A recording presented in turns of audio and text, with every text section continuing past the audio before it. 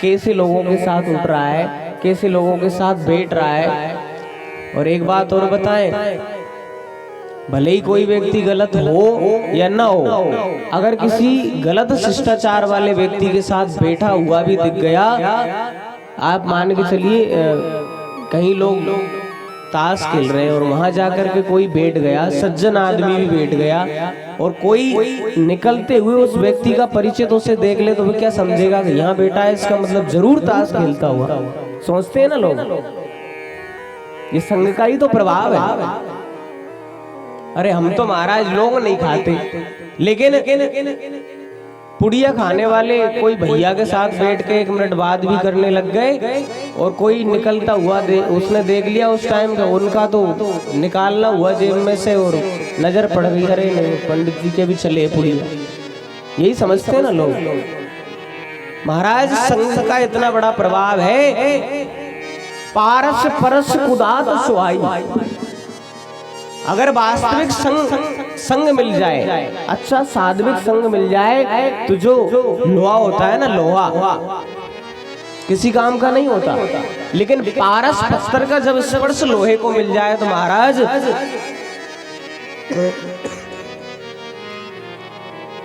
लोहा भी स्वर्ण में बदल जाता है।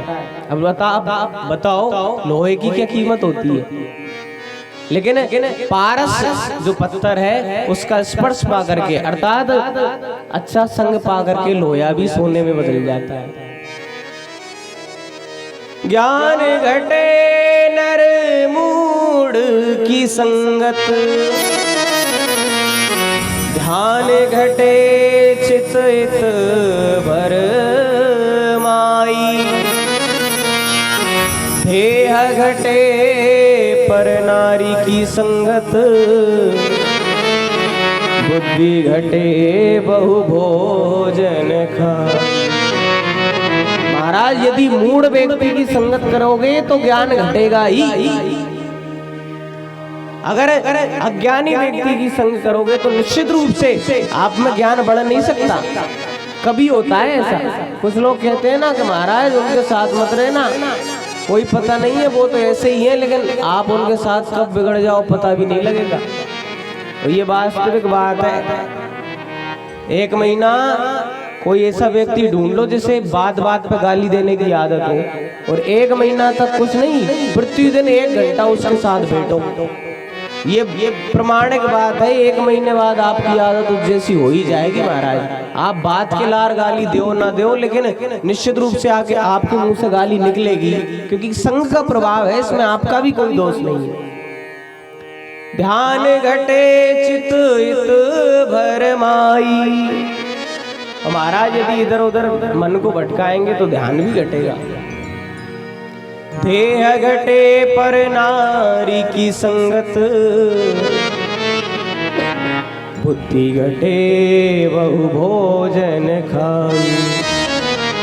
अगर पर नारी की संगत करोगे तो देह घटेगा, चरित्रवान नहीं बन पाओगे, और यदि ज्यादा भोजन करोगे तो महाराज बुद्धि भी घटेगी। ज्यादा अन्न खाने से बुद्धि भी घट जाती है। तो संग का बहुत बड़ा प्रभाव है। जब वर्षा ऋतु में जल बरसता है ना, तो अश्विनी नक्षत्र में एक ही समय में बारिश होती है महाराज। पानी बरसता है ना आषाढ़ के महीने में, तो वही बूंद जब केले के पत्ते में जाकर के पड़े, वही बूंद केले के पत्ते में जाकर के यदि पड़ेगी तो महाराज कपूर बन जाती है। और वही नक्षत्र में वर्षा हुआ जल यदि भुजंग के मुख में जाकर के पड़े तो भयंकर विष बनता है। और वही यदि जो सीप होती है ना नदियों में, समुद्रों में, सीप में जाकर के पड़े तो महाराज मोती बनता है। संग का इतना बड़ा प्रभाव है, इसलिए संग पर विशेष ध्यान दें। और माता पिता का ये परम कर्तव्य है कि हर बालक जब बाल्यावस्था से हो, और संग की भी एक सीमा होती है। आप चाहो ना कि बालक 25 साल का हो गया और अब ये गलत लाइन इसने पकड़ ली, महाराज आपका कोशिश करो ब्रह्मा जी आकर भी उसे समझा देना कि भैया ये काम नहीं करना, तो भी नहीं छोड़ेगा।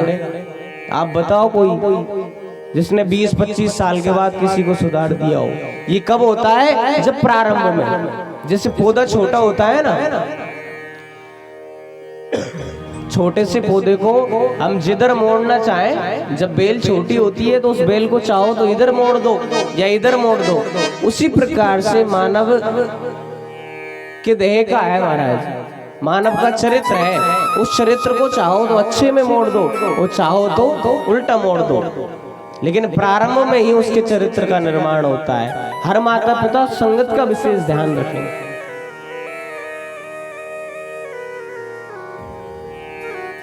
एक बार एक जंगल में एक बगुला रहता था महाराज, और बगुला जैसे धार्मिक प्रवृत्ति उसका धार्मिक वृद्ध प्रवृत्ति का था, उम्र में खूब बड़ा था, और जितने भी जंगल के और अन्य शिकारी थे उसके पास आते थे, सत्संग की चर्चाएं करते थे, और बड़ी मान प्रतिष्ठा थी, सब सम्मान करते थे उसका। लेकिन जब उसका वृद्ध समय आया, उसका अंत समय आया, तो उसे दिखना बंद हो गया महाराज। और जब दिखना बंद हो गया तो उसने उसके सभी साथियों से कहा, भैया मुझे जो कुछ तुम भोज्य पदार्थ ला करके दोगे मैं यहीं बैठा रहूंगा, तुम तो मुझे यहीं ला करके दे दो, मुझे जो मिलेगा मैं यहीं पालूंगा, यहीं खा लूंगा कुल मिला करके, मुझे कहीं शिकार करने नहीं जाना। मैंने अपने जीवन को पूर्ण रूप से सुधार लिया है, मैंने अपना जीवन भगवान के निमित्त कर दिया है, भगवान को सौंप दिया है। अच्छी बात है। अब सब जीव जंतु उसके पास आते, उससे बढ़िया बढ़िया ज्ञान की बातें लेते, क्योंकि उम्र में बड़ा था, ज्ञान की बातें लेते महाराज। उसी जंगल में एक सियार